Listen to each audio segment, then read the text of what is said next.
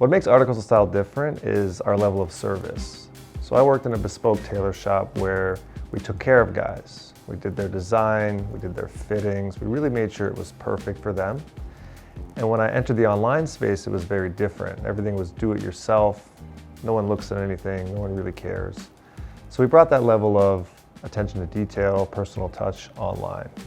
And how we do that is we make a test garment for each client that's already made to measure to their measurements, so we can get their personal preference and look at it on them, make any adjustments, and then we make the final garments. So there's that interim step that makes a world of difference to make sure that the garment is properly adjusted for the client, but also is to how they want it. Because the personal preference element is huge. Everyone's different. Some guys want high-waisted pants that are full leg. Some guys want it very slim, very short. So we kind of take into account that personal preference and have real tailors make sure it's adjusted properly for their body. Because fit is so important, I really wanted to make that the foundation of what we do at Articles of Style. And we put a lot of time and effort into that.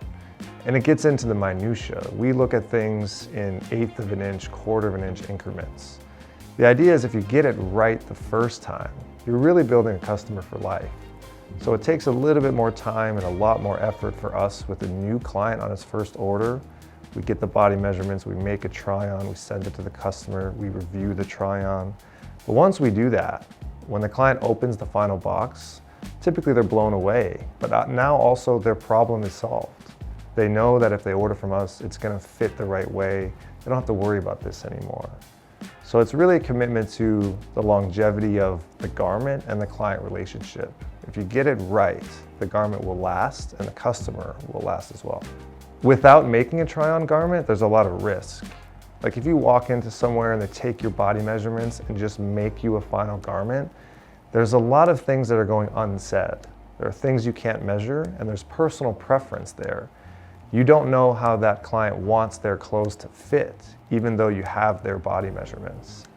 There are times when we'll deliver a perfect fitting try-on in our opinion, but to the client, he has something else in mind. He wants a higher waisted trouser, a fuller cut, a higher armhole, could be a lot of things. There's such a big personal preference when it comes to fit. I've studied fit and I know a lot about it.